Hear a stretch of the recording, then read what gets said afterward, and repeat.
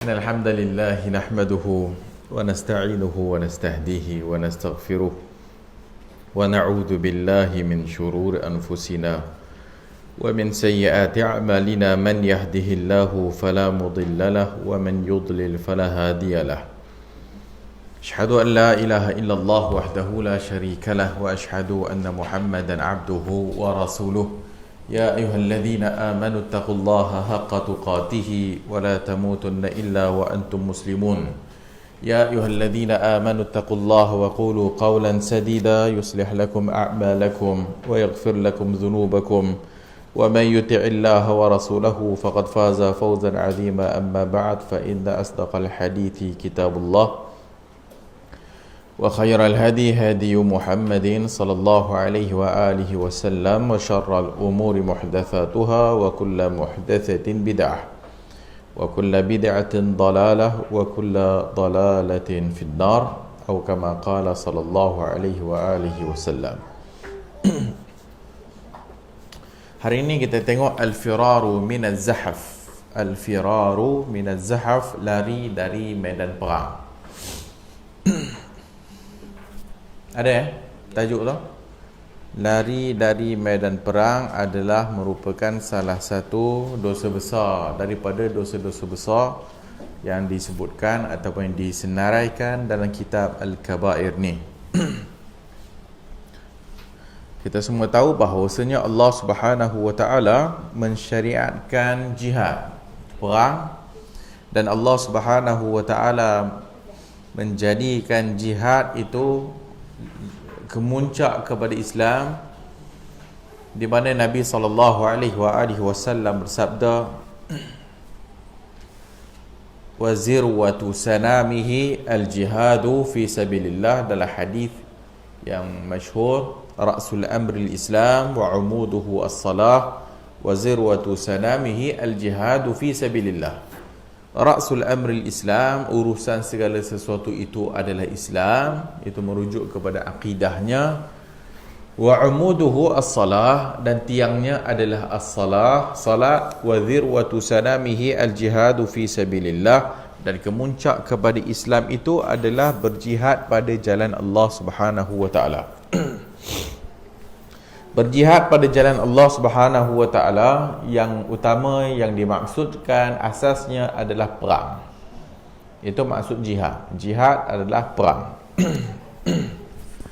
Baru lepas daripada itu, maksud jihad tu yang pelbagai maksudlah.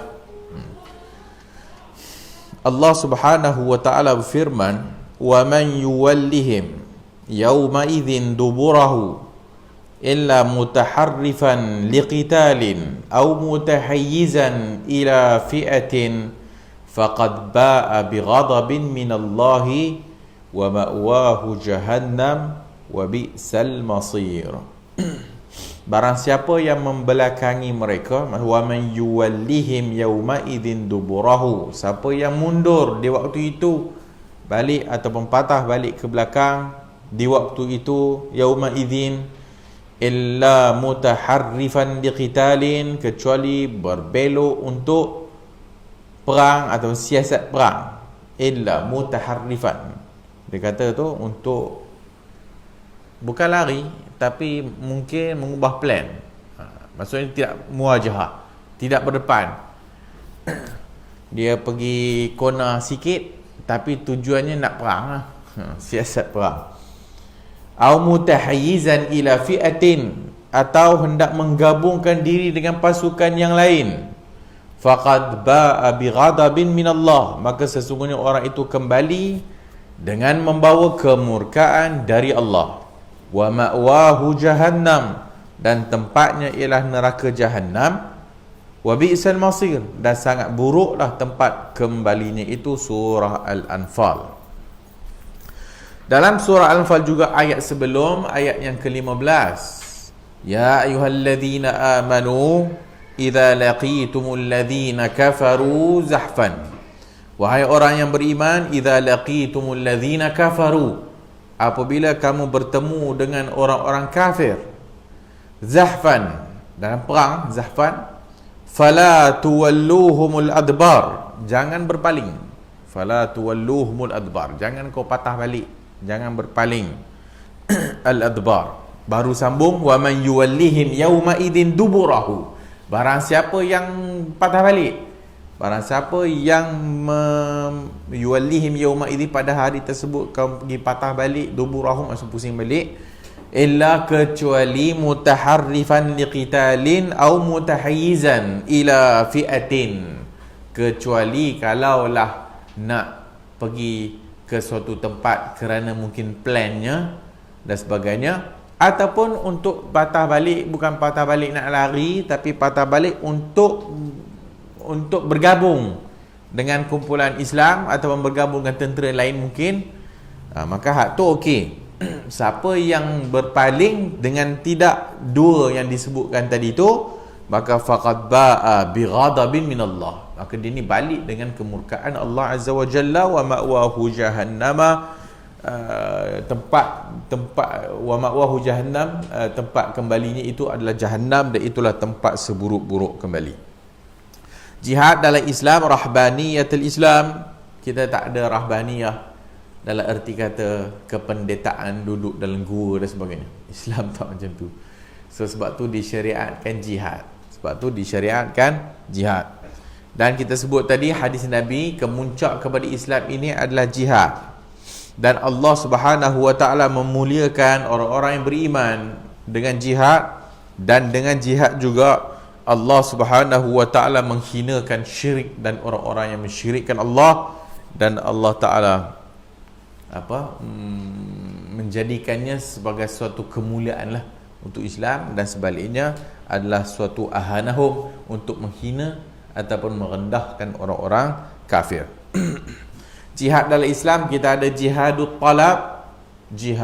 talab wad difa'. Kita ada jihadut talab, maksudnya jihad talab tu maksudnya perang lah, pergi perang. Jihadut difa', mempertahankan. Jihad difa' mempertahankan. Jihad talab, kita pergi. Yang kedua bentuknya mempertahankan. So kalau jihadut talab maksudnya pergi keluar ke medan perang lah, itu jihadut talab. Kalau jihadut difa', musuh datang kat tempat kita, maka wajib untuk mempertahankan tempat, itu jihad. yang keduanya. Dan hukum ini kekal sampai hari kiamat.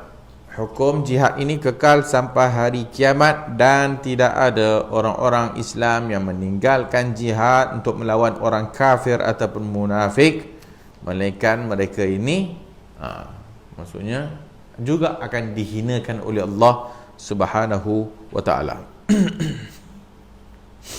Jadi ayat yang dibawakan oleh Al-Imam Az-Zahabi dalam kitab kita ni, antara dalil yang digunakan oleh para ulama untuk menghukumkan bahawasanya jihad, barang siapa yang berpaling daripada peperangan dalam keadaan ketika mana dia telah pun berada di dalam medan perang, maka hukumnya adalah berdosa besar. Kenapa hukumnya berdosa besar? Kenapa hukum lari daripada medan perang berdosa besar? Kerana dengan tindakan demikian melemahkan orang Islam. Kerana dengan tindakan demikian akan menyebabkan musuh kuatlah. Seperti puak-puak kafir ataupun puak-puak munafik, yang mereka itu munafik, mula-mula datang join yang sekali sekali, di pertengahan jalan patah balik. Maka perbuatan demikian akan boleh menyebabkan melemahkan, hatta melemahkan ruh, ataupun selalu motivasi. Lawan motivasi dah apa dia? Melunturkan semangat orang Islam apabila berlakunya demikian. Zaman dahulu kala taklah seumpama sekarang ni. Mungkin zaman sekarang ni orang Islam dah tak macam orang dulu dah. Zaman dulu maka Islam itu mulianya dengan jihad. Dan kita dah sebut dah sebelum ni bahawasanya bukanlah Islam tu mensyariatkan jihad untuk menawan ataupun untuk menjajah. Lepas merdeka kan, Merdeka tu apa maksud dia? Membebaskan diri dari penjajahan. Adakah dalam sejarah Islam, Islam menjajah? Adakah dalam sejarah Islam Nabi SAW pergi menjajah, ataupun Nabi SAW membebaskan diri, merdeka daripada penjajahan? Taklah kan. Nabi SAW membebaskan, ataupun erti kemerdekaan membebaskan masyarakat yang ada pada ketika itu daripada menyembah sesama makhluk kepada menyembah Allah Azza wa Jalla. Merdeka lah kan. So Islam tidak ada dalam syariat kita ni pergi jajah-jajah negara orang. Tapi Islam berjihad dalam erti kata mengeluarkan orang daripada penyembahan sesama makhluk kepada penyembahan kepada Allah. Al-Imam Ibn Katsir meletakkan dalam kitab sejarahnya tentang riwayat Rib'i Ibn Amir ketika mana dia menyatakan kepada tentera kafir Parsi bahwasanya ibta'asanallah, kami diutuskan oleh Allah Subhanahu wa taala linukhrija, untuk mengeluarkan daripada ibadatil ibad, daripada penyembahan sesama hamba kepada penyembahan Tuhan yang menciptakan hamba, dan daripada kesempitan dunia kepada keluasan dunia dan akhirat, dan daripada kezaliman agama-agama kepada keadilan Islam. Itu Islam buat. Hak tu namanya merdeka kan? Maka merdeka bermula dengan akidah. Tidak bermula dengan perang-perang. Merdeka bermula dengan akidah. So merdeka daripada penjajahan itu yang sebahagian kita duk faham sekarang lah. Tapi kalau sekiranya dia mempertahankan negaranya daripada pencerobohan luar, terutamanya orang kafir, maka itu masuk jihad difa'. Hak tu jihad. Tapi kita tak disuruh pergi masuk negara orang, pergi perang disebabkan nak menawan negara. Tak. Islam masuk nak membebaskan orang ataupun mengeluarkan satu orang itu dan membersihkan akidahnya. Kita tahu bahawasanya pada zaman Makkiyah, maka mereka itu telah pun menokok tambah ajaran Ibrahim dan mereka menyembah berhala dan sebagainya. Maka bila Nabi SAW diutuskan, bukan nak merampas jawatan pemimpin, kerana yang memimpin itu tok-tok dia, yang memimpin itu pakcik-pakcik dia orang Quraisy. Bukan dia nak jawatan itu, tapi dia nak bagi tahu kepada masyarakat supaya sembah Allah Subhanahu wa taala. Itu baru masuk mereka yang betul. Awalam yarau ila at-tayri fawqahum, adakah tidak kamu melihat kepada burung fawqahum, di atas mereka, safati wa yaqbid, yang mengembangkan sayapnya dan menguncupkan sayapnya, ma yumsikuhunna illa ar-rahman, tidak ada yang memegangnya melainkan Allah Ar-Rahman. Maksudnya Allah suruh perhatikan burung, merdeka, bebas. Itu merdeka lah. Merdeka maksudnya apa? Merdeka maksudnya membebaskan diri kita daripada belenggu penyembahan sesama makhluk kepada yang memberang kita hanya Allah Ta'ala sahaja. Maka bila Nabi SAW diutuskan dan Nabi memerangi mereka kerana mereka memerangi Nabi. Apabila Nabi menyampaikan dakwah Islam, maka mereka tak sukalah. Nabi menyampaikan mesti mentauhidkan Allah, maka mereka tak suka. Mereka tahu ucapan la ilaha illallah akan menyebabkan orang dah tak mau menyembah berhala lagi dah. Maka orang akan lari daripada agama dipanggil nenek moyang kepada agama baru konon-kononnya yang dibawa oleh Nabi. Sedangkan bukan agama baru. Agama tu mereka juga Ibrahim alaihissalam dan juga Ismail. Maka mereka perang Nabi. Maka pada zaman pada era Madaniyah, Madinah, yang pada asalnya tidaklah berlaku perang Badar itu, melainkan hanya Nabi SAW keluar dengan 313, dengan 314, 15, 16, 17, 18, 19, 300 beda, 313 hingga 319 angka dia tu. Yang masyhur 313 tu 314. Maka keluar tidak bawa kelengkapan perang pun. Tak bawa kelengkapan perang kerana bukan nak berperang. Mereka nak pergi tahan kabilah dagang Abu Sufyan. Kerana mereka ni kurang ajar. Kan? Kenapa kurang ajar? Ambil harta benda mereka, ambil harta benda orang Islam kat Mekah. Dia rampas harta benda orang Islam Mekah, pergi berniaga pula. Kurang ajar kan? Maka Nabi keluar dengan 313 dan sahabat tu, dan itu pun keluar Nabi tidak seru macam pergi perang.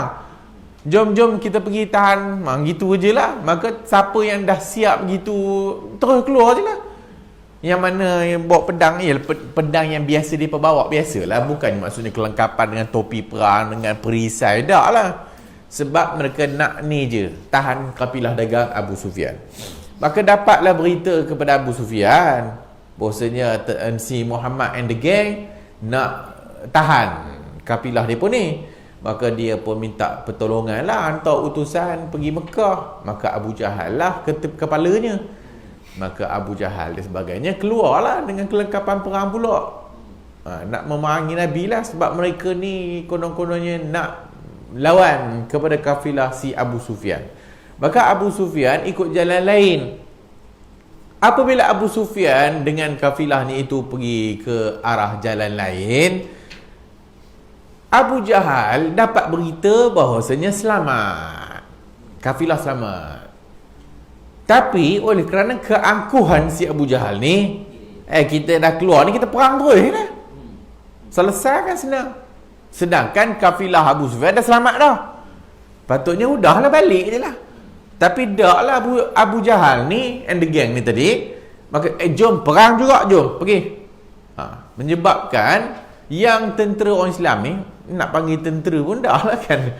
Maksudnya yang ikut Nabi SAW dalam 300 lebih ni, maka bila dah berhadapan dengan Abu Jahal dan sebagainya, ataupun bila dah dapat berita Abu Jahal bawa keluar dengan tenteranya 1000 orang, dengan siap dengan kelengkapan perang, maka yang mereka ni memang tak bersedia untuk perang pun. Maka ada sebahagian mereka bimbang, ada sebahagian mereka takut. Maka bincang malam tu, kita ni nak balik ke dan sebagainya, macam mana ni. Tapi dah bincang, okey, tak apa, kita berhadapan je lah. Maka sahabat-sahabat yang ada pun bersama dengan Nabi lah, yang padanya tak ada kelengkapan perang. Maka ketika itulah Nabi SAW berdoa kepada Allah Ta'ala dalam keadaan yang sangat mengharap, sehingga Nabi menadah tangannya tinggi ke langit.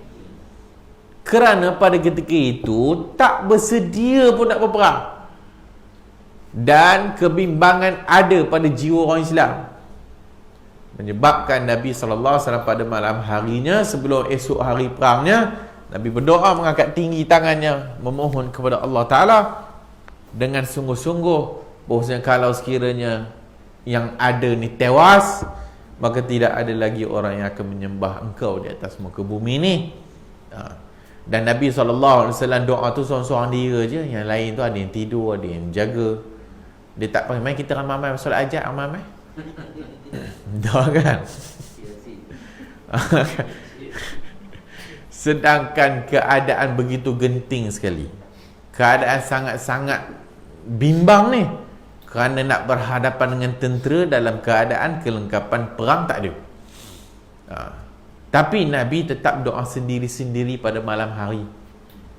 Tak ada solat berjemaah ramai-ramai. Dan kalau Nabi nak panggil ramai-ramai mai doa sekalipun, ada tak halangan? Tak ada halangan. Tetapi kenapa Nabi tak buat? Maka tak ada solat hajat berjemaah. Apa ke situ pula Ustaz? Ni sikit-sikit je. Okey, yang pentingnya balik jihad tadi. Pada esok harinya, maka berhadapanlah dengan tentera orang kafir ni. Berlakulah apa yang berlaku, namanya Perang Badar. Berlaku Perang Badar. Maka sebab Perang Badar itu bukan Islam nak pergi menyerang mereka, tapi hanya nak menahan kafilah dagang Abu Sufyan.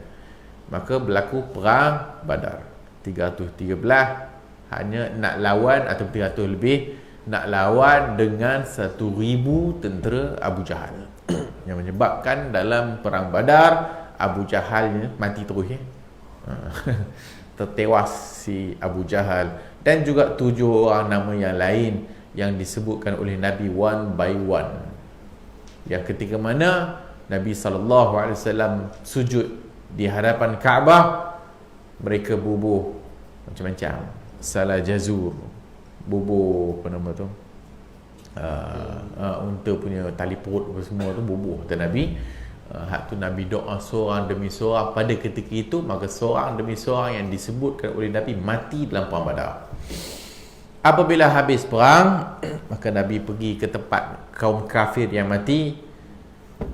Adakah kamu dapati ma wa'ada rabbukum haqqa? Nabi sebut kepada mayat-mayat orang kafir, adakah kamu semua dapati apa yang dijanjikan oleh Tuhan kamu itu benar? Sebagai ihana lah, sebagai penghinaan kepada orang kafir. Perang Uhud. Kenapa berlaku perang Uhud? Kerana balas dendam. Kafir nak balas dendam atas apa yang berlaku dari kekalahan perang Badar. Dok juga Islam nak perang. Orang kafir.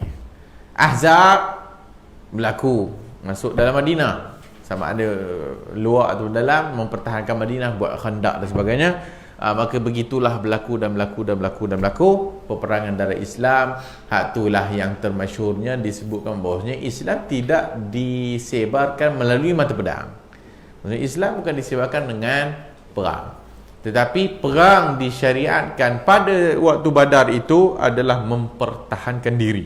Jihad difa', jihad mempertahankan diri.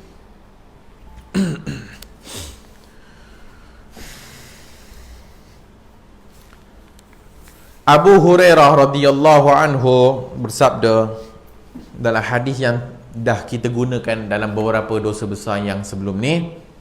Qala alaihi salatu wassalam, ijtanibus sab'al mubiqat. Jauhilah kamu semua daripada 7 dosa yang membinasakan, dan disebut minha at-tawalli yaumaz zahaf. Iaitu sahabat bertanya, apa itu wahai Rasulullah? Maka Nabi menjawab, syirik kepada Allah, sihir, membunuh jiwa yang diharamkan oleh Allah kecuali dengan hak, memakan riba, makan harta anak yatim, lari dari medan perang. Lari dari medan perang dan menuduh wanita mukminah yang baik-baik berzina. Jadi itu 7 sab'al mubiqat, 7 dosa besar yang membinasakan. Ibnu Abbas berkata tatkala turun ayat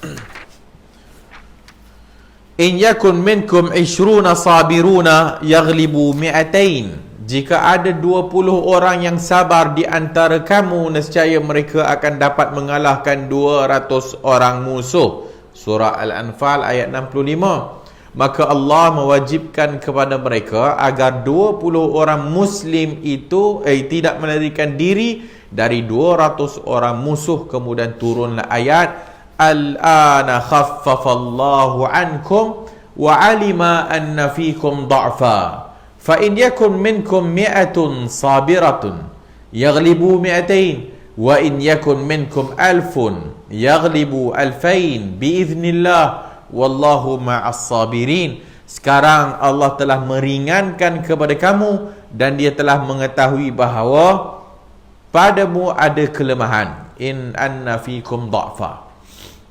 Maka jika ada di antaramu 100 orang yang sabar, mi'atun sabirah yaghlibu mi'atain, nescaya mereka akan dapat mengalahkan 200 orang kafir. Wa in yakun minkum alfun, dan jika di antaramu ada 1000 orang yang sabar, yaghlibu alfaini biiznillah, nescaya mereka akan dapat mengalahkan 2000 orang dengan izin Allah. Wallahu ma'as sabirin, dan Allah bersama dengan orang-orang yang sabar. Surah Al-Anfal ayat 65. Dengan demikian Allah mewajibkan agar 100 orang muslim tidak melarikan diri dari 200 orang musuh. Al-Bukhari. Maka ulama membahaskan tentang hukum lari dari medan perang. Hukmul firaru minaz zahafi wat tawalli al-adbar. Al-firar, berlari, lari dari medan perang adalah dosa besar daripada dosa-dosa besar. Lama fihi minal khazlan al-bayyin wal khatarul azim ala al-islam wal muslimin, kerana padanya adalah kerugian yang jelas dan juga bahaya yang besar terhadap Islam dan orang Islam. Walihada warada fihi minat taghlid wat tahdid ma warad. Oleh kerana itu warid datang tahdid, ancaman dan beratnya, wa qad ajma'atil ummah ala tahrimihi, dan telah pun ijma' ummah atas haramnya lari dari medan perang, melainkan illa bi syurutin muayyanah wa asbab, melainkan dengan syarat-syarat yang tertentu dan sebab-sebab yang jelas. Maka dalil yang mengharamkan telah kita bacakan. Ya ayyuhalladzina amanu idza laqitumul ladzina kafaru zahfan, wahai orang yang beriman, kalau kamu bertemu dengan musuh orang kafir dalam perang, fala tuwalluhumul adbar, jangan kamu berpaling, jangan patah balik. Dan sambungan yang telah kita bacakan, wa qauluhu ya ayyuhan nabi harridil mu'minina 'alal qital in yakun minkum 20 sabiruna yaghlibu mi'atain. Dan kita telah baca surah Al-Anfal ayat yang ke-35 tadi tu, wahai ayyuhan nabi, wahai nabi, harridil mu'minin 'alal qital, iaitu suruh orang mukmin perang. In yakun minkum, kalau ada 20 orang yang sabar boleh mengalahkan 200, seperti ayat yang telah kita bacakan. Wa qala allazina yazunnuna annahum mulaqullah kam min fi'atin qalilatin ghalabat fi'atan katsiratan biiznillah wallahu ma'as sabirin. Qala allazina yazunnun annahum mulaqullah kam min fi'atin, berapa ramai, min fi'atin yang sedikit, boleh mengalahkan fi'atun kabiratun, kumpulan yang besar dengan izin Allah, dan Allah bersama dengan orang yang sabar. Dalam hadis telah disebutkan ijtanibus sab'al mubiqat, jauhilah kamu 7 perkara yang membinasakan, iaitu yang telah kita bacakan tadi, lari dari medan perang. Ditanya kepada Rasulullah sallallahu alaihi wasallam tentang dosa besar, qala al-isyraku billah, Nabi jawab mensyirikkan Allah dan membunuh jiwa orang Islam dan lari dari medan perang. Diriwayatkan daripada Abdullah ibn al-Mubarak dengan sanad kepada Abu Hurairah radhiyallahu anhu, al-jari kullal jari alladhi idha hadar al-adu walla firara wal jaban kullal jaban alladhi idha hadar al-adu hamala fihim hatta yakuna minhu ma yasha Allah. Ini pun sama lebih kurang. Dan para ulama sebut fatawalli yawm az-zahaf la yajuzu illa fi ba'dil halat, berpaling dari medan perang itu tidak diharuskan, maksud tak boleh, la yajuzu tidak boleh, melainkan dalam sebahagian keadaan, minha, antaranya telah pun kita baca ayat yang tadi tu, an yakuna mutaharrifan liqital wa taharrufu az-zawal wa taharruku an muwajahatil adu. Pertama adalah mutaharrifan, ayat yang kita bacakan, illa mutaharrifan liqitalin, melainkan kalau dia pergi mengubah tempat untuk perang. Maksudnya dia kata az-zawal wa taharruku an muwajahatil adu, kita berpaling dan mengubah ataupun bergerak daripada berhadapan dengan musuh. Bukan lari, tapi kita bergerak daripada kita berhadapan, kita pergi mungkin ialah orang kata strategi lah, mungkin ke sana dan kemari tapi tak lari. Maksudnya tetap perang tetapi mungkin dengan bentuk yang berbeza sikit. Illa mutaharrifan liqital, maka dia kata tadi tak boleh, melainkan satu yang tadi tu, mutaharrifan liqital. Yang kedua, au mutahayyizan ila fi'atin, iaitu bergabung, undamman ila jama'atil muslimin, iaitu bergabung dengan jamaah kaum muslimin yang dekat ataupun kanat hadhihi jama'atu am ba'idah, sama ada yang dekat ataupun yang jauh. Maksudnya apa? Kita berundur, kita gabung dengan kumpulan yang mungkin yang ke depan itu barisan awal, barisan depan. Tapi bila tengok musuh dah banyak sangat umpamanya, maka dia pun berundur. Berundur bukan lari, tapi berundur lagi gabung dengan yang lebih besar. Atau dia pergi bergabung, patah balik, pergi camp pula. Nanti kita keluar balik. Sebab dia kata sama ada dekat ataupun jauh, tak kira lah. Yang penting tak lari. Yang penting tak lari. So itu dua keadaan yang disebut oleh Allah Ta'ala, ataupun Allah Ta'ala beri pengecualian daripada lari dari medan perang. Al-wa'idul waridu fil firadi min az-zahaf hal huwa khasun biyaumin badr am. Ulama bahas tentang ayat yang telah kita bacakan. Adakah ancaman lari dari medan perang tersebut khas pada hari Badar ataupun umum? Kerana ayat-ayat yang kita bacakan itu adalah ayat-ayat perang Badar. Maka adakah ayat tersebut khas pada peperangan Badar ataupun tak? Allah Ta'ala, allazina tawallaw minkum yawmal taqal jam'an innama istazallahumus syaitanu biba'di ma kasabu. Dalam surah Al-Imran, allazina tawallaw, orang-orang yang berpaling minkum, di kalangan kamu, yaumal taqal jam'an, pada hari bertemunya dua kumpulan. Innama istazallahumus syaitanu, yang mereka itu sebenarnya telah digelincirkan oleh syaitan, biba'di ma kasabu, dengan sebahagian dosa yang telah mereka lakukan. Surah Al-Imran ayat 155.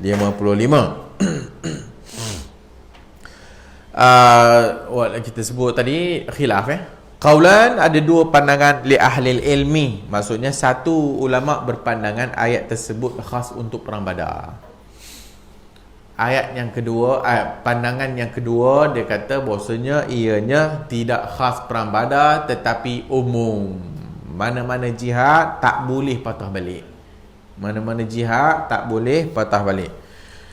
Ar-rajihu minhuma annahu amun ila yaumil qiyamah. Ar-rajih, yang tepat adalah pandangan yang kedua, iaitu ayat itu umum. Maksudnya walaupun ceritanya perang Badar, tapi ayatnya umum sehinggalah hari kiamat, dan itu mazhab jumhur. Itu mazhab jumhur, Imam Malik, Syafi'i dan ulama yang banyaknya. Kerana li'annal ayah, kerana ayat idza laqitum fi'atun fathbutu, surah Al-Anfal 45 pula, apabila kamu bertemu dengan kumpulan si kafir, fasbutu, maka tetaplah kamu. Umum. Nazalat ba'da badrin, turun ayat ini setelah perang Badar. Turun ayat surah Al-Anfal ayat 45 selepas perang Badar. Wa zahaba ba'du ahlul ilmi minhum Abu Sa'id al-Khudri wa Nafi' wal Hasan wa Qatadah wa mazhabu Abi Hanifah anna hadzal wa'id khasun bi Badrin. Maka sebahagian para ulama pula seperti Abu Sa'id al-Khudri, Nafi', Hasan, Qatadah, mazhab Abu Hanifah, adalah ancaman tersebut khas pada perang Badar.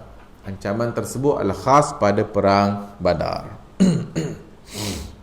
Kata Ibnu Qudamah bahwasanya wa jumlatuhu innahu idzal taqal muslimun wal kuffar wajib ats-tsabat. Kata Ibnu Qudamah Al-Maqdisi, apa secara jumlahnya, apabila bertemu dengan orang Islam dengan orang kafir, wajib sabat. Maksudnya wajib tetap dekat situ. Wa haramal firaru bidalil, dan haram lari daripadanya berdalilkan surah Al-Anfal ayat 15 yang kita bacakan. Wahai orang beriman, idza laqitumul ladzina kafaru zahfan fala tuwalluhumul adbar. Wa hukiya anil Hasan, diceritakan ataupun disampaikan dari Al-Hasan wa Dhahhak, anna hadza kana yaum badrin khasatan, ianya hari Badar secara khusus, wala yajibu fi ghairiha, dan tidak wajib pada selain Badar, dan sebenarnya amrun mutlak, dan apa yang disebut oleh Nabi sallallahu alaihi wasallam adalah umum. Fala yajuzu at-taqyid wa at-takhsis illa bidalilin, dan tidak boleh ditaqyid dan takhsis melainkan dengan dalil. Innama yajibu sabatu bisyartain, maka wajiblah untuk sabat dengan dua syarat pula disebut oleh Ibnu Qudamah Al-Maqdisi. Maksudnya ayat tersebut umum. Yang kata ianya perang Badar, nak kata secara taqyid dan taksis kena dengan dalil. Oleh kerana ayat itu umum, maka umum, iaitu apabila kamu bertemu dengan musuh dalam perang, jangan patah balik. Umum.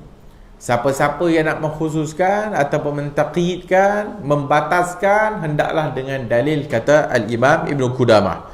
Illa bidalilin wa innama yajibu sabat bisyartaini. Maka dia pula kata, kalau sekiranya as-sabat, wajib sabat, maksud wajib tetap dalam medan perang dengan dua syarat. Pertama, ayyakun al-kuffar la yaziduna ala da'fil muslimin fa in zadu alaihi jazal firaru. Hendaklah orang kafir itu bilangannya tidak mengatasi, tidak lebih atas kelemahan orang Islam. Fa in zadu, kalaulah mereka itu banyak, dua kali ganda ataupun lebih daripada orang Islam, boleh lari. Jazal firaru liqaulihi ta'ala, kerana firman Allah Ta'ala surah Al-Anfal ayat 566, Al-an khaffafallah, sekarang Allah telah meringankan ankum, daripada kamu, wa alima anna fikum da'fa, dan Allah tahu bahwasanya kamu ada kelemahan. Fa in yakun minkum mi'atu sabirah, dan kalau ada di kalangan kamu 100 orang yang sabar, yaghlibu mi'atain, boleh mengalahkan 200. Wa hadza in kana lafdhuhu lafzul khabar fa huwa amrun bidalili qawlihi al-an khaffafa Allahu ankum, walau kana khabaran ala haqiqatihi lam yakun radna min ghalabati al-wahid lil asharah. الثاني ألا يقصد بفرار تحيز إلى فئة ولا ليتحرفوا لقتال فإن قصد أحد هذين فهو مباح له لقول الله تعالى. Yang kedua syaratnya, tidaklah dia itu lari melainkan dua syarat yang Allah beritahu tu. Melainkan kalau sekiranya untuk bergabung dengan tentera orang Islam yang lain, ataupun untuk mengubah strategi nak tidak berhadapan, maksudnya pergi ke arah lain dan sebagainya, tapi tidak lari dalam erti kata takut, maka dia pun lari. Nah, itu dua syarat yang disebutkan oleh Al-Imam Ibn Qudamah. Maka hukum azimahnya apa? Hukum azimahnya, walaupun kita sikit, mententera ramai, duduklah situ, lawanlah. Kerana ayat Allah Ta'ala juga menyatakan yang tadi tu, bahwasanya Allah Ta'ala bantu, Allah Ta'ala tolong. Oleh kerana dah disebutkan tadi 20 boleh mengalahkan 200, kan? Kalau 100 yang sabar boleh mengalahkan 200. Wa in yakum minkum alfun yaghlibu alfain, kalau ada 1000 boleh mengalahkan 2000 dengan izin Allah. Biiznillah, wallahu ma'as sabirin, Allah bersama dengan orang yang sabar. Maka ulama bubuh kat situ, kalau 20 boleh kalah 200. Maksudnya kalau tentera Islam ada 1000 boleh mengalahkan 2000, maka 1000 dengan 2000 tak boleh lari. kena duduk kat situ lah. Tapi kalau tentera Islam ada 1000, tentera musuh dah 4000, boleh lari. Sebab lemah lah, berdasarkan yang tadi tu. Kalau ada macam, yalah, begitulah, dua kan. Kalau ada 1000, 2000. Kalau kita ada 2000, boleh kalahkan 4000. Tu dia punya measurenya lah, measurementnya, untuk boleh lari ke tak boleh lari. Tu yang disebut oleh para ulama sebahagiannya tentang syarat tak boleh lari dengan syarat yang kita sebutkan tadi tu. Sebahagian kata hukmul firaru idza kana adadul muslimin aksar min 12,000.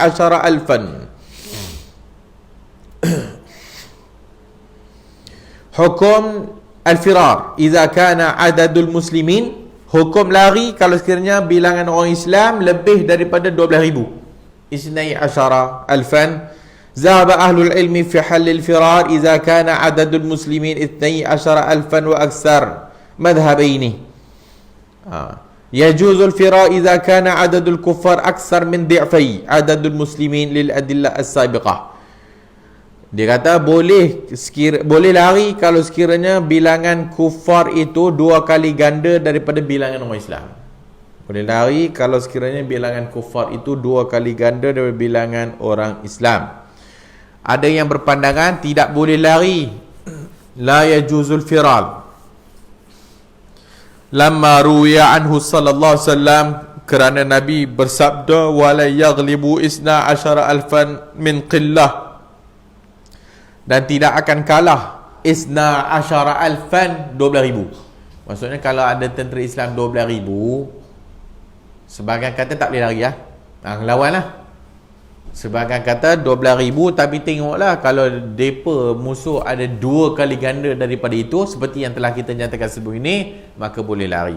Yang kata tak boleh lari sebab Nabi kata tidak akan dikalahkan kalau tentera ada 12,000.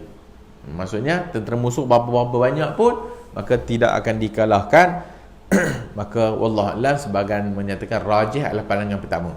Yang rajih adalah pandangan pertama, maksudnya kalaulah ada 12,000 sekalipun, tentera musuh telah 2 kali ganda lebih besar daripada tentera Islam, boleh lari. Hak ni semua bukan sebab takut, tetapi seolah-olahnya kita dah tahu dah kalah tapi nak lawan juga. Tapi kalaulah dia tak lari, kalau dia tak lari, tetap lawan dan sabar, mungkin Allah akan tolong dengan izin Allah Ta'ala. Maka itu yang kita sebut azimah tadi tu. Itu hukum azimah.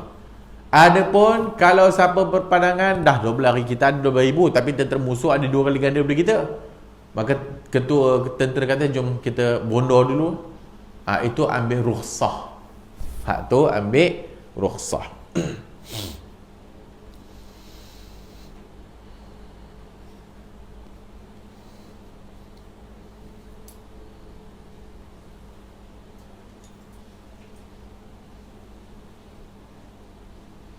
Wa qad rakhasa al-muslimin idza kana adadul kuffar aksar min dhi'faini adadul muslimin. Telah kita nyatakan, maka telah pun sebahagian ulama Islam mengambil rukhsah, iaitu keringanan, kalau sekiranya tentera kafir lebih banyak 2 kali ganda daripada tentera Islam, fi tahziri ila fi'atin qaribatin kana am ba'ida atau taharruf liqital, walakin al-afdal wal ahsan. Tapi dia kata ya afdal dan ahsan adalah mengambil azimah wasabat mahma balagha adadul kuffar, dan sabat tetap walaupun banyak mana sekali tentera kafir, wa'taduhum li'anna an-nasra min indillah, kerana pertolongan itu di sisi Allah Subhanahu wa taala, liman kana fi sabatihi nikayatu bil kuffar, bagi sesiapa yang dalam hatinya itu maksudnya sabar untuk melawan musuh Allah Subhanahu wa taala.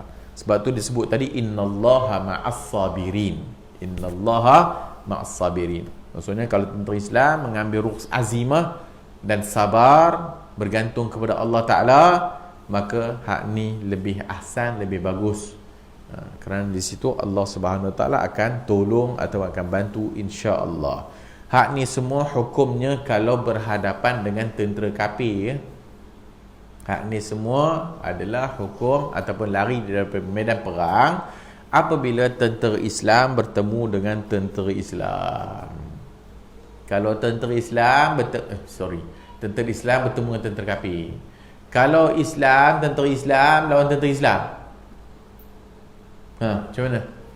Boleh masuk hukum ni tak? Ataupun boleh tak orang Islam perang orang Islam?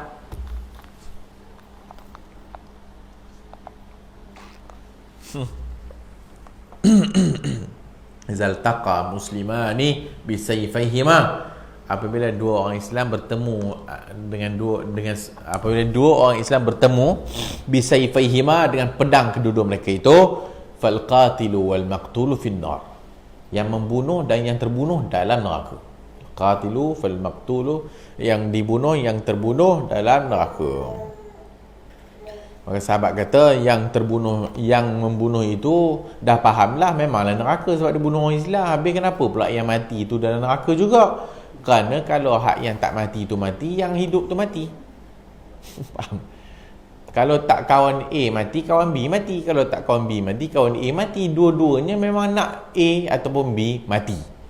Sebab tu dua-dua dalam neraka Allah Azza wa Jalla. Itu bagi orang Islam berlawan dengan orang Islam ataupun berperang dengan sesama Islam.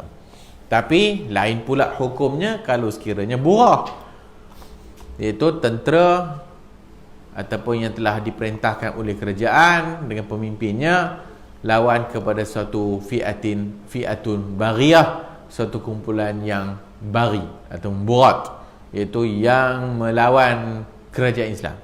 Itu lainlah. Itu dengan perintah pemerintah, maka dia pun perangi yang melampau itu, maka hak tu tidak masuk dalam hukum yang kita sebut yang awal tadi tu. Ada apa nak tanya?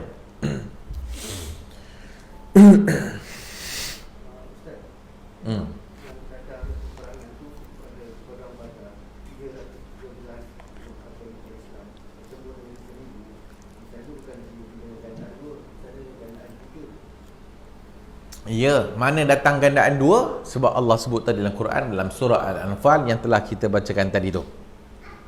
Maksudnya yang perang Badar itu 313 lawan dengan 1000. Yang datang dua tadi tu apa? Iaitu turun ayat dalam surah Al-Anfal ayat 65. In yakun minkum 20 sabiruna yaghlibu mi'atain. Kalau ada 20 yang sabar akan mengalahkan 200. Al-an khaffafallahu, Allah meringankan, wa alima anna fikum dha'fa, dan pada kamu ada kelemahan. Fa in yakun minkum mi'atun, kalau sekiranya kamu ada 100 yang sabar, boleh mengalahkan 200. Dan kalau sekiranya kamu ada 1000, boleh mengalahkan 2000 dengan izin Allah. Wallahu ma'as sabirin, surah Al-Anfal 65 dan 66. Maka daripada situ para ulama buat ijtihad mereka, kalau sekiranya tentera kafir 2 kali ganda, boleh tetap lawan atau diberikan keringanan untuk lari. Diberikan keringanan untuk lari. Tapi macam disebutkan tadi, al-ahsan, yang terbaiknya sabat. Yang terbaiknya sabat, tetap sabar dan lawan. Walaupun tentera musuh telah pun berlipat kali ganda, 4 kali ganda, 5 kali ganda, 6 kali ganda. Wallahualam.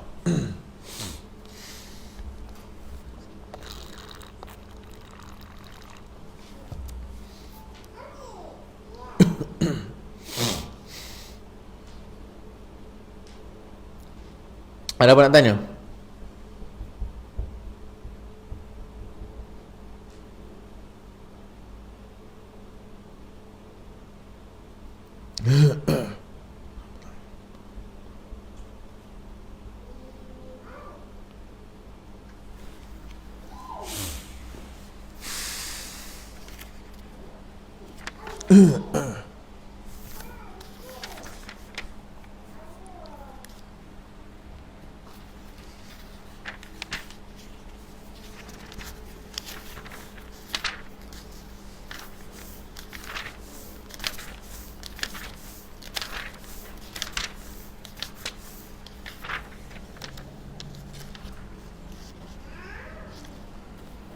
Dalam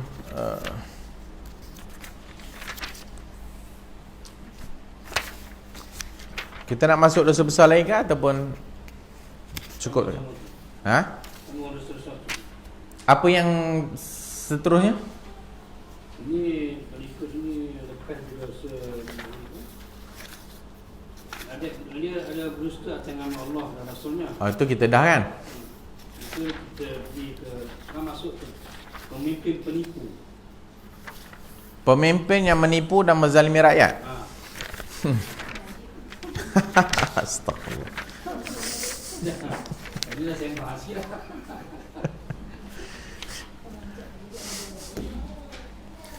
Raja-raja Johor ni dia tak bagi orang luar sibuk saya dia. Kalau dia rakyat dia. Kita sebutkan Johor dia punya. InsyaAllah. Kalau tajuk dalam buku saya ni zina dulu.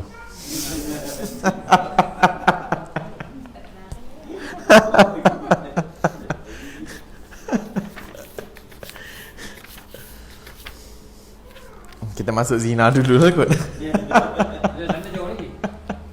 Ha? Kita Arab jauh lagi. Kita Arab lepas zina. Lepas zina, al-imam al-ghashun li ra'iyati, imam yang menipu rakyatnya, al-zalim al-jabbar, dan zalim dan jabbar.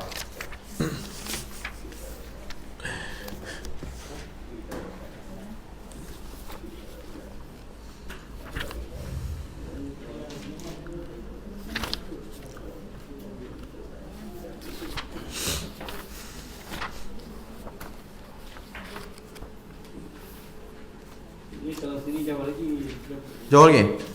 Sini lepas minum keras lah, minuman keras, minum arak. Dah masuk zina ke?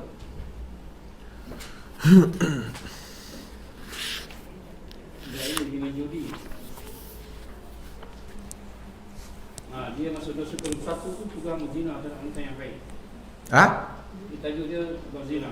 Tujuan tajuk tu sudah zina terhadap wanita yang baik. Tidak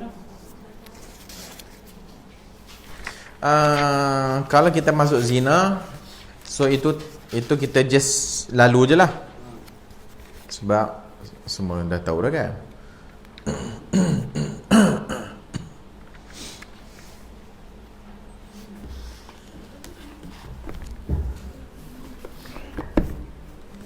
Kita ambil zina dululah, sebab pemimpin tu banyak sangat nak cakap.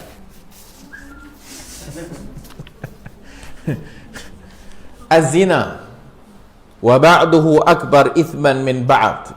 Az-zina, zina, wa ba'duhu, dan sebahagiannya akbar, lebih besar dosanya daripada sebahagian, min ba'd.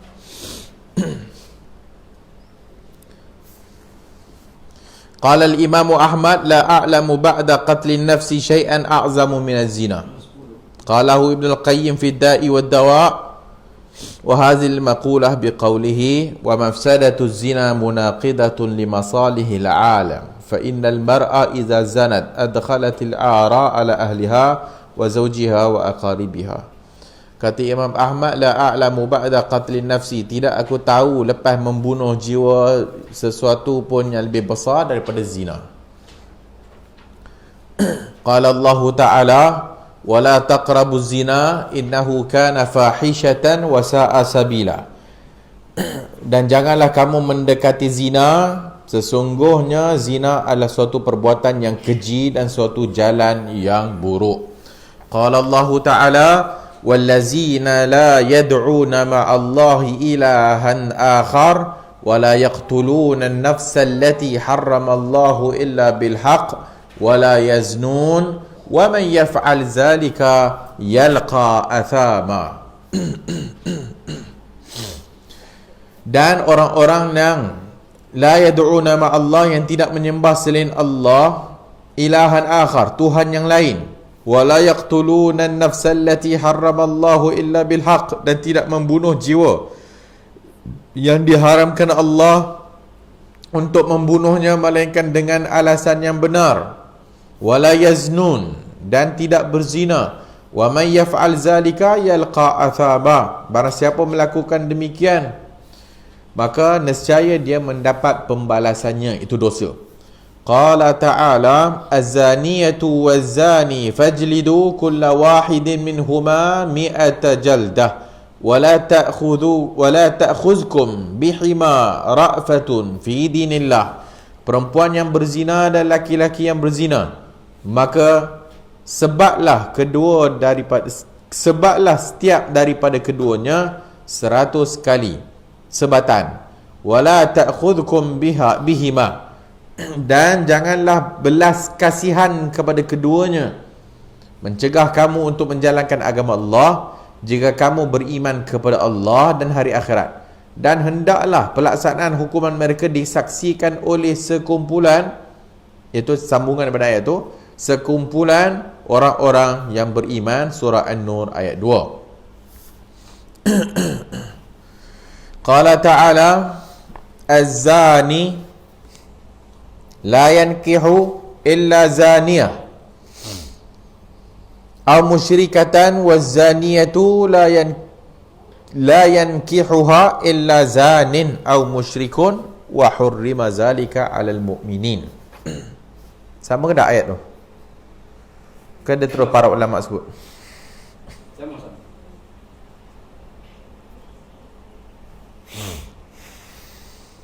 Az-zani yang berzina, la yankihu illa zaniyatan aw musyrikatan, tidak bernikah melainkan dengan penzina ataupun musyrikah. Wa zaniyatu, dan perempuan yang berzina, la yankihuha illa zanin, maka dia tak nikah melainkan dengan yang berzina juga. Aw musyrikun wa hurrima zalika 'alal mu'minin, dan diharamkan demikian atas orang yang beriman.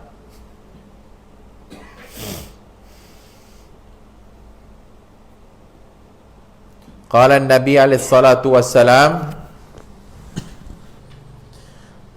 wa su'ila ayyu zanbi a'zam, qala an taj'ala lillahi nidda wa huwa khalaqak, qala summa ayyu, qala an taqtul waladak khasyata an yut'im ma'ak, Qala summa ayyu qala an tuzaniya halilata jarik. Ditanya kepada Nabi, ayyu zambi a'zam, dosa apa yang lebih besar? Pertama, kamu menjadikan bagi Allah itu sekutu sedang Allah SWT menciptakan kamu. Qala summa ayyu, kemudian apa lagi? Kamu membunuh waladaka, membunuh anak engkau kerana takut untuk kamu makan bersamanya. Maksudnya takut rezeki tak ada. Qala summa ayyu, kemudian apa lagi? Iaitu kamu berzina dengan perempuan jiran kamu.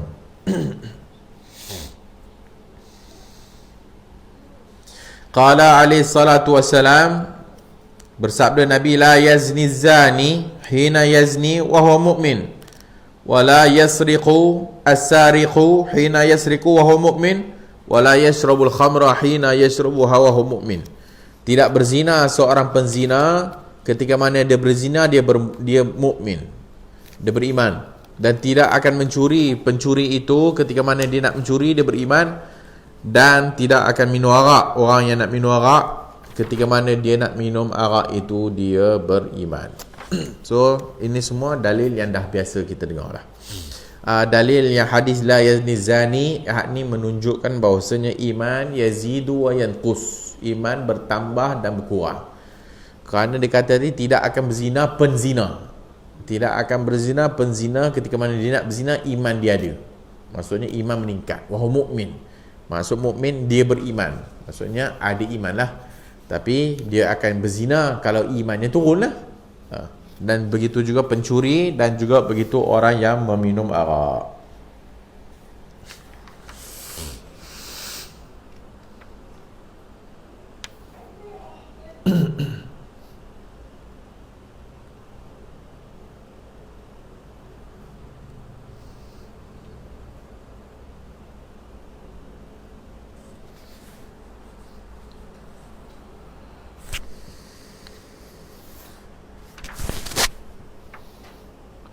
Kata para ulama, ini adalah hukuman di dunia bagi penzina perempuan dan laki-laki yang belum menikah. Iaitu yang sebab tadi tu, apabila keduanya sudah menikah meski baru sekali seumur hidupnya, maka keduanya dihukum rajam dengan batuan sampai mati. Juga telah dijelaskan dalam sunnah Nabi SAW bahawa jika hukuman qisas belum dilaksanakan bagi keduanya di dunia dan keduanya mati dalam keadaan belum bertaubat, maka keduanya akan diazab di neraka dengan di rotan ataupun disebat daripada api neraka. Telah disebut dalam kitab Zabur, para penzina kelak akan digantung pada kemaluan mereka di neraka, kemudian diseksa dengan besi. Jika mereka berteriak minta ampun lantaran sebatan tersebut, maka malaikat Zabaniyah berkata, ke manakah suara itu tatkala kamu terbahak-bahak bersukaria serta tidak merasa diawasi oleh Allah dan tidak malu kepadanya. Hak tu semua ada tak dalam buku tu? Ada? Ada yang ada yang tak ada lah. So kalau riwayat yang kita bacakan tadi tu, ianya riwayat yang tidak memiliki sanad, yang tadi tu, iaitu telah disebut dalam kitab Zabur, para penzina kelak digantung pada kemaluan mereka di neraka dan diseksa tu. Jika mereka bertiap minta ampun lantaran disebat tu, maka Zabaniyah kata, ke mana suara hak yang kamu duk bersukaria tu dekat dunia tu? Hak tu dikata tadi tak memiliki sanad, sehingga dia tak perlu diambil hairan riwayat tersebut lah.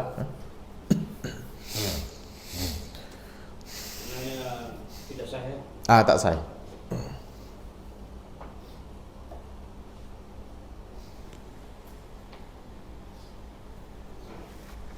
Wa qala alaihi salatu wassalam, bersabda Nabi alaihi salatu wassalam, iza zana al-abdu kharaja minhu al-iman fakana alaihi kadh-dhullah fa idzan qala'a minha raja'a ilaihi al-iman. Nabi bersabda, jika seorang abdu, hamba berzina, maka keluarlah iman daripadanya, fakana alaihi kadh-dhullah, akan keluarlah iman daripadanya, sebab keimanan laksana payung yang ada di atas kepalanya. Kemudian jika dia meninggalkan perbuatan itu, maka imannya akan kembali kepadanya. Raja'a ilaihil iman. Hadha ala syarti Muslim.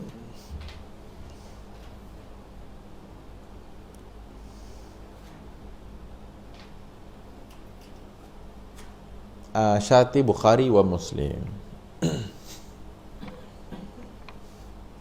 وروي عن النبي صلى الله عليه وسلم قال من زنى أو شرب الخمر نزع الله منه الإيمان كما يخلع الإنسان القميص من رأسه. إسناده جيد. Barang siapa berzina atau minum arak, maka Allah akan mencabut iman daripadanya seperti halnya manusia menanggalkan baju dari kepalanya. Isnaduhu jayyid, sanadnya jayyid. Wa qala alaihi salatu wassalam, salasatun la yukallimuhumullahu yawmal qiyamah wa la yuzakkihim wa la yanzuru ilaihim wa lahum azabun alim, syaikhun zanin. Hak ni 3 orang yang tidak akan dicakap oleh Allah pada hari kiamat, wala yuzakkihim, dan Allah tidak akan membersihkan mereka, tidak akan mensucikan mereka, dan bagi mereka itu azab yang pedih, iaitu syaikhun zani, orang tua yang berzina, syaikhun zani, wa malakun kazzab, raja yang pendusta, kemudian orang sombong, ailun mustakbir, orang miskin sombong. Orang miskin sombong, rawahu Muslim. So ini 3 golongan yang tak akan dicakap oleh Allah, tak akan Allah bercakap dengan mereka pada hari kiamat. Lelaki tua yang berzina, syaikhun zanin. Bukan orang muda berzina.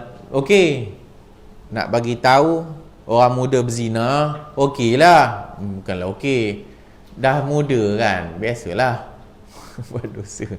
Tapi kalau dah tua pun tak sedar diri juga, kenalah.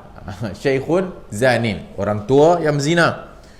Dan wa malakun kazzab, hak ni raja yang pembohong, pendusta. Raja kat situ maksudnya pemimpin lah yang berdusta. Masuk jugalah sikit tu. Kazzab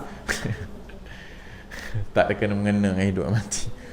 Wa ailun mustakbirun, dan orang miskin sombong. Kalau orang kaya sombong, okey lah juga, sebab dia ada macam-macam.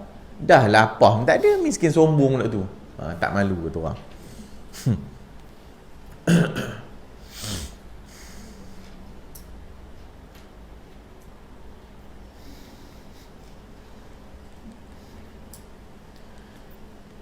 Abdullah bin Mas'ud berkata, aku bertanya, wahai Rasulullah, apakah dosa yang paling besar di sisi Allah Ta'ala? Beliau jawab, iaitu kamu menjadikan sekutu bagi Allah padahal Dia yang menciptakan kamu. Dan aku bertanya, hal itu sungguh sangatlah besar. Kemudian apa lagi?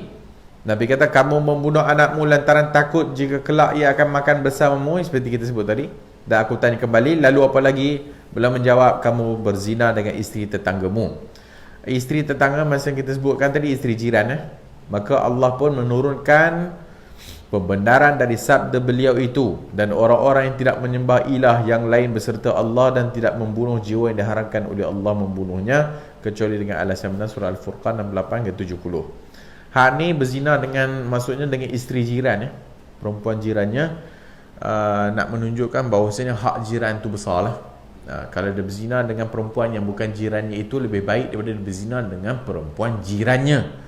Maksudnya kalau dia berzina dengan perempuan itu berdosa besar. Kalau dia berzina dengan perempuan jirannya, dosanya bertambah besar lagi. Sebab tu tajuk yang dibubuh tadi tu, az-zina wa ba'duhu akbar isman min ba'd. Zina dan sebahagian dosanya lebih besar daripada sebahagian dosanya. Maksudnya apa? Maksudnya dosa zina pun tak sama. Ada zina yang dosanya besar, ada zina yang dosanya besar tapi kecil. Besar tu kecil. Kurang besar.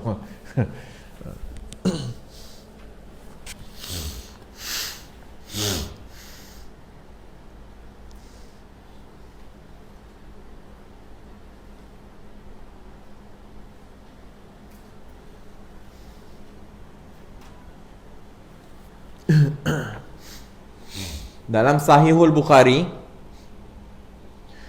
disebutkan hadis mengenai tidur Nabi yang diriwayatkan oleh Samurah ibn Jundub. Dalam hadis ini disebutkan bahawa beliau ditemui oleh malaikat Jibril dan Mikail. Beliau bercerita, kami beranjak pergi hingga tiba di suatu tempat seperti tungku besar yang mana bahagian atasnya sempit sedangkan bahagian bawahnya luas. Dari dalam tungku itu terdengar suara gaduh dan ribut-ribut, katanya. Aku melihatnya, ternyata di dalamnya banyak laki-laki dan perempuan telanjang yang dari bahagian bawah mereka ada api yang menjilat-jilat. Ketika mereka dijilat api yang ada di bawahnya, mereka berteriak minta ampun lantaran panasnya yang dahsyat. Aku bertanya, siapakah mereka wahai Jibril? Jibril menjawab, mereka adalah penzina, perempuan dan laki-laki. Itulah azab bagi mereka hingga tiba pada hari kiamat. Hadis Al-Bukhari dari hadis yang panjang dan kitab Ta'bir. Bab ta'birur ru'ya ba'da salatis subhi. Semoga Allah melimpahkan ampunan dan keselamatan bagi kita semua. So itu hadis sahih lah dalam Sahih Bukhari. So maksudnya apa? Maksudnya antara azab yang akan diberikan kepada penzina disebut tadi itu, iaitu ada satu tempat yang besar, dia sebut tungku lah, sebagai tungku ataupun mungkin periuk ke apa benda ke, yang besar, yang di dalamnya itu dimasukkan penzina lelaki dan perempuan. Kemudian dipasang api daripada bawahnya.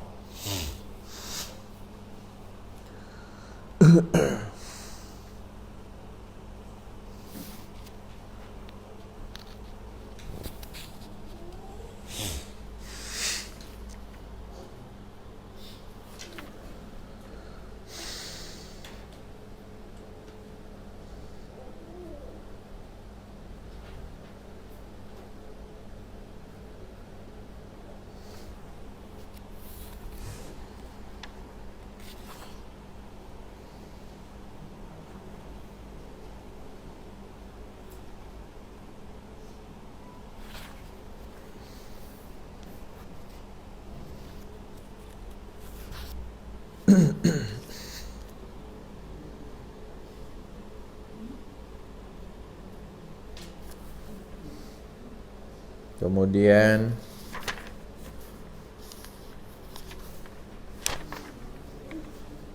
qala alaihi salatu wassalam, hurmatun nisa'il mujahidin 'alal qa'idin ka hurmati ummahatihim wa ma min rajulin yakhlufu rajulan minal mujahidin fi ahlihi فيخونه فيهم إلا وكف له يوم القيامة فيأخذ من عمله ما شاء فما ظنكم.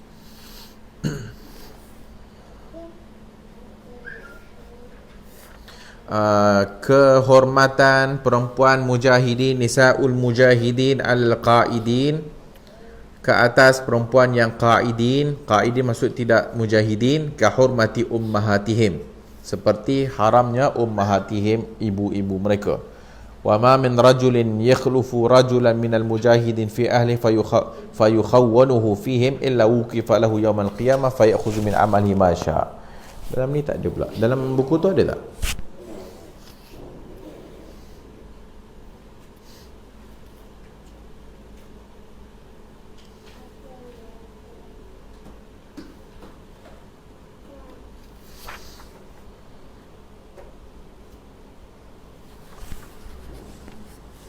Sebab dia nusrah dengan nusrah lain-lain.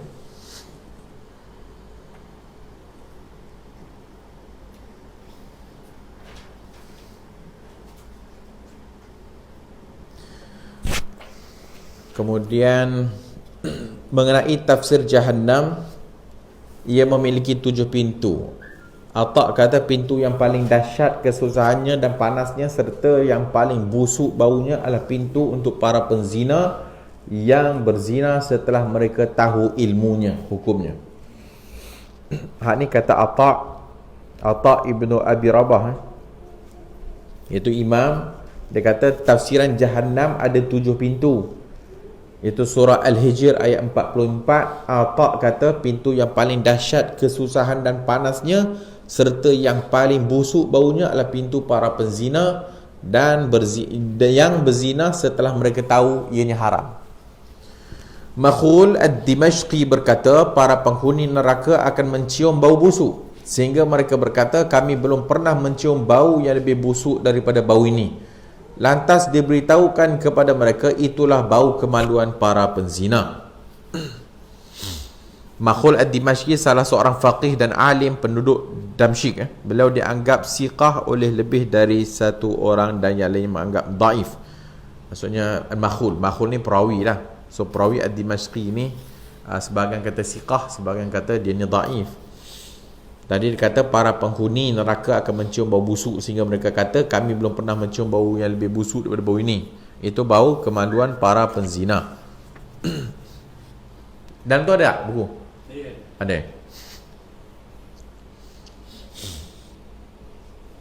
Ibnu Zaid salah seorang imam pakar tafsir mengatakan bau kemaluan para penzina benar-benar menyiksa para penghuni neraka. Tinggal lagi, Ibnu Zaid ni rawi dhaif.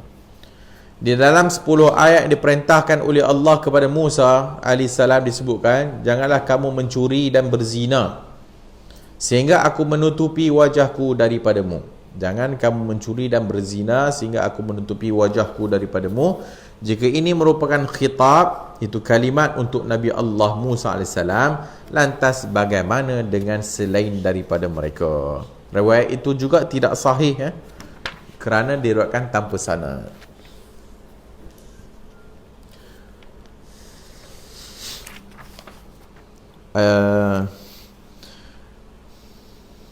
Nabi menuturkan bahawa iblis menyebar bala tenteranya di muka bumi dan berkata kepada mereka, siapa saja di antara kalian yang boleh menyesatkan seorang muslim, aku akan kenakan sebuah mahkota di kepala. Riwayat ni kita dah baca dah sebelum ni. Sehingga siapa yang paling ampuh tipu dayanya, dialah yang paling dekat kedudukannya kepada iblis. Salah seorang tenteranya mendatangi iblis dan berkata kepadanya, aku akan terus menggoda si fulan hingga ia mahu menceraikan isterinya. Iblis kata, kamu belum berbuat apa-apa, kerana pasti nanti ia akan menikah lagi dengan yang lain. Tentera yang lain datang dan berkata, aku akan terus menggoda si fulan hingga aku berhasil memunculkan permusuhan antara ia dan saudaranya. Iblis kata, kamu belum berbuat apa-apa, kerana suatu saat ia pasti akan berdamai. Tentera yang lain datang dan berkata, aku akan terus menggoda si fulan hingga dia mahu berzina. Iblis kata, benar apa yang kamu hendak kamu lakukan. Maka Raja Iblis mendekati tenteranya itu dan menyematkan mahkota di atas kepalanya. Kita berlindung kepada Allah dari keburukan setan dan tentera-tenteranya. Riwayat yang seumpama ni ada banyak juga. Riwayat yang seumpama ni ada banyak. Sebagainya setan memuji yang mencerai beraikan laki bini. Sebagainya seperti yang disebutkan memuji yang berzina dan sebagainya.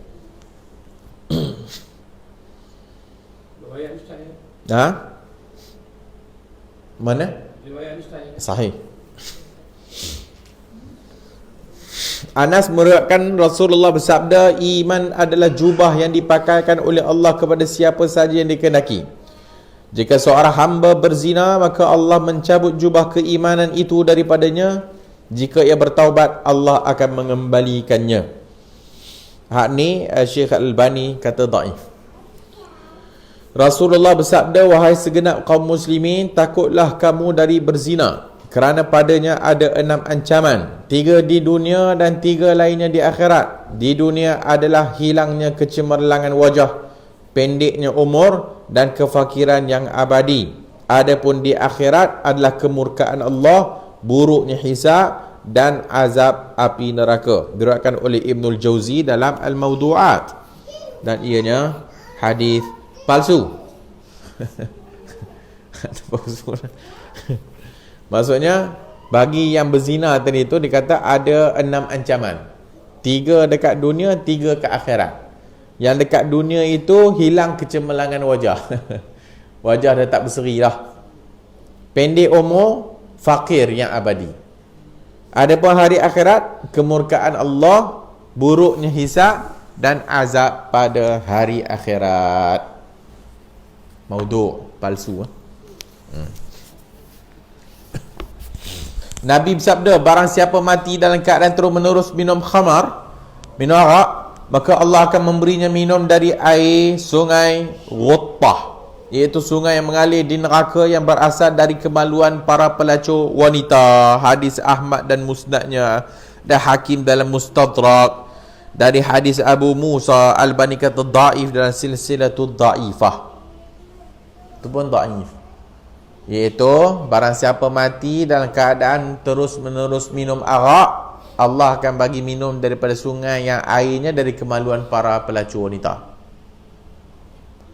Di neraka kelak akan mengalir dari kemaluan mereka nanah dan darah yang busuk, kemudian akan diminumkan kepada orang yang mati dalam keadaan terus-menerus minum khamar.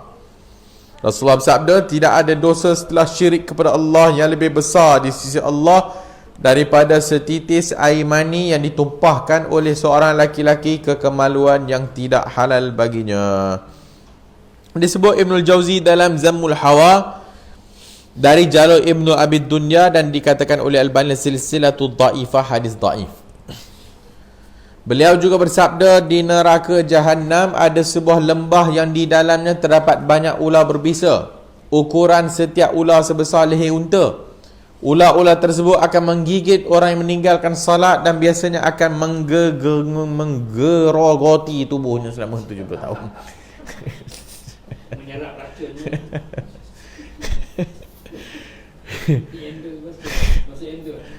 Hingga terkelupaslah daging-dagingnya. Di neraka Jahannam juga ada lembah yang namanya Jubbul Huzun. Di dalamnya terdapat banyak ular dan kalajengking. Ukuran setiap kalajengking sebesar baral, iaitu kuda, peranakan kuda dan keldai. Kalajengking tersebut ada 70 sengat dan setiap sengat memiliki kantung bisa. Kemudian kalajengking itu menyengat penzina dan memasukkan bisanya ke dalam tubuh penzina, dan ia akan merasakan derita sakitnya selama 1000 tahun. Kemudian terkelupaslah daging-dagingnya serta mengalir dari kemaluannya nanah dan darah yang busuk. Hadis dengan lafaz seperti ini belum saya dapati dalam beberapa referensi yang ada pada saya. Adapun perkataan di neraka Jahannam juga ada lembah yang namanya Jubbul Huzun, maka telah disebutkan Ibnul Jauzi dalam Mawdu'at. Kemudian beliau kata hadis batil dan matruk. Maksud hadis itu pun tak betul. Disebutkan bahawa siapa yang berzina dengan seorang wanita yang sudah menikah, maka di alam kubur baik si laki-laki maupun perempuan akan mendapatkan separuh azab umat ini, dan kelak pada hari kiamat Allah akan menetapkan dalam kebaikan suaminya. Ini berlaku jika suami tidak mengetahui isterinya berzina. Jika ia tahu dan diam diri, maka Allah haramkan baginya syurga, kerana Allah telah menulis di pintu syurga diharamkan masuk bagi yang dayus, iaitu orang yang mengetahui kekejian dilakukan oleh keluarganya tapi dia diam dan tidak mencemburuinya. Itu Ibn Hajar sebut adalah zawajir tanpa menisbahkan kepada Nabi. Adapun mengenai penyebutan dayus, maka telah diriwayatkan dari Nabi dengan sabda Nabi, 3 golongan yang tak masuk syurga, iaitu dayus, perempuan yang menyerupai laki-laki, dan pencandu khamar. Dayus ni itulah laki, suami yang tidak merasa cemburu dengan isterinya, yang atau takut bini, yang atau bini buat maksiat tapi buat dia. Itu dayus. Perempuan yang menyerupai laki-laki, dan gol pencandu khamar maksudnya kaki menorak lah. Disebutkan pula bahawa barang siapa meletakkan tangan pada seorang wanita yang tidak halal baginya dengan disertai syahwat, kelak pada hari kiamat dia akan datang dengan tangan terbelenggu di leher. Jika ia mencium wanita itu, maka kedua bibirnya akan digadaikan di neraka. Jika berzina dengannya, maka pahanya akan berbicara dan bersaksi pada hari kiamat. Paha akan kata, aku telah melakukan perbuatan haram. Allah pun memandangnya dengan pandangan murka yang mengenai wajah orang itu, dan ia pun membantahnya dan bertanya, apa yang telah aku perbuat? Tiba-tiba lidahnya bersaksi, aku telah mengucapkan kata-kata yang tidak halal. Kedua tangannya bersaksi, aku telah memegang sesuatu yang haram. Kedua matanya bersaksi, aku telah melihat sesuatu yang haram. Kedua kakinya bersaksi, aku telah berjalan menuju sesuatu yang tidak halal. Kemaluannya bersaksi, aku telah melakukannya. Malaikat penjaga berkata, dan aku telah mendengarnya. Malaikat yang lain berkata, dan aku telah mencatatnya. Allah pun berfirman, adapun aku telah mengetahuinya dan menutupinya. Kemudian Allah firman, wahai para malaikatku, bawa orang itu dan rasakanlah azabku kepadanya. Murkaku telah memuncak terhadap orang yang sedikit rasa malunya kepadaku. Bukti pembenar dari hal ini dalam kitabullah pada hari ketika lidah, tangan, kaki mereka menjadi saksi atas mereka terhadap apa yang dahulu mereka kerjakan. Hadis ini tidak ditemukan dalam satu rujukan pun dari sekian kitab sunnah yang dipercayai.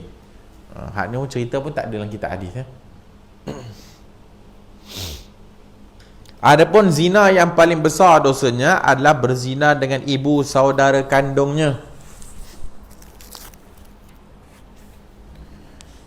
Itu a'zamu zina az-zina bil wal ukht wa imra'atul ab wa bil maharim. Zina yang paling besar dosanya zina dengan ibu wal ukht. Ukht ni adik-beradik perempuan, kakak atau adik, wa imra'atul ab dan isteri bapa, wa bil maharim dan yang mahram. Wa qad sahha al-hakim wal ahdatu alih man waqa'a ala zati mahramin faqtuluhu. Dan dalam riwayat wasahahu al-hakim dan dalam hadis al-hakim telah mensahihkan hadis, barang siapa berzina dengan mahramnya maka bunuhlah dia.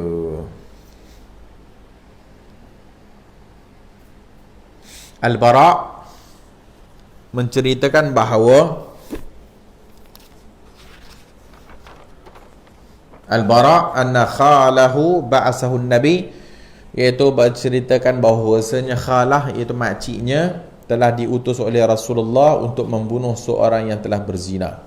Pamannya, saudari ibu, al-khalahu, pakcik lelaki. Ba'asahu Nabi SAW ila rajulin arrasa bimra'atin abi ay yaqtulahu wa yukhammis malahu. Al-Bara menceritakan bahawa pamannya, itu saudara kepada ibu, telah diutus oleh Rasulullah untuk membunuh seorang yang telah berzina dengan ibu tirinya serta mengambil 1/5 hartanya sebagai ghanimah.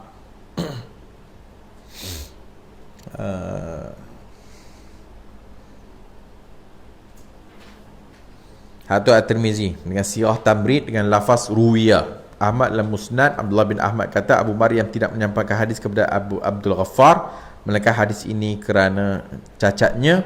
Al-Hakim dalam Mustadrak, dan beliau telah mengomentarinya ataupun beliau diam, sedangkan Az-Zahabi kata sahih. So Az-Zahabi sebagai mengatakan hadis itu sahih. Maksudnya siapa yang berzina dengan ibu ataupun isteri kepada bapaknya, ataupun hak yang dikata al-maharim tadi tu, yang mahram, maka faqtuluhu, maka bunuhlah dia.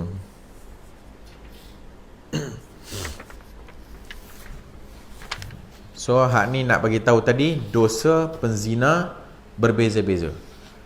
Dengan siapa dia berzina ataupun dengan siapa dia berzina, maka itu akan menentukan dosanya besar, lebih besar, ataupun tengoklah tingkatan-tingkatannya.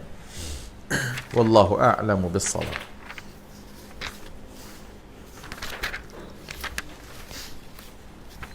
So hak ni kita tak payah masuk panjang lah, hak ni dah biasa dah. Ada apa nak tanya?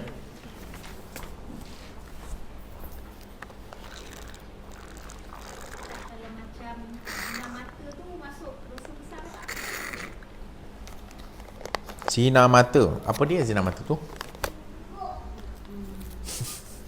Melihat. Melihat yang bukan melihat dalam mana tu tahu lah. Melihat benda haram, haramlah. Tapi tidaklah masuk seperti hak yang zina macam ni. Tapi tak zina lah. So, Dia hanya disebut zina mata dengan melihat. itu je lah. Itu je lah. Bukan dosa besar. Bukan maksud zina mata itu seperti dosanya zina hak ni. Dia hanya disebut zina mata itu maksud dosa yang dibuat oleh mata lah.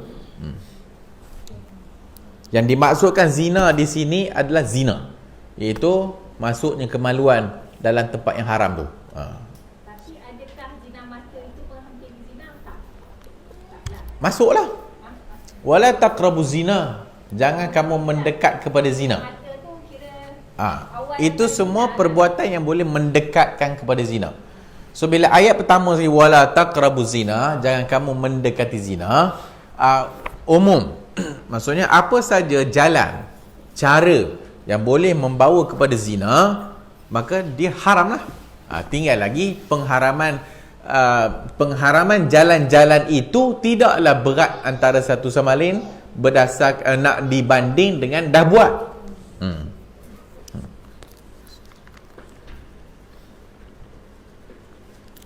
Wallahu a'lamu bis-shawab. Subhanakallahumma wa bihamdika asyhadu an la ilaha illa anta astaghfiruka wa atubu ilaik.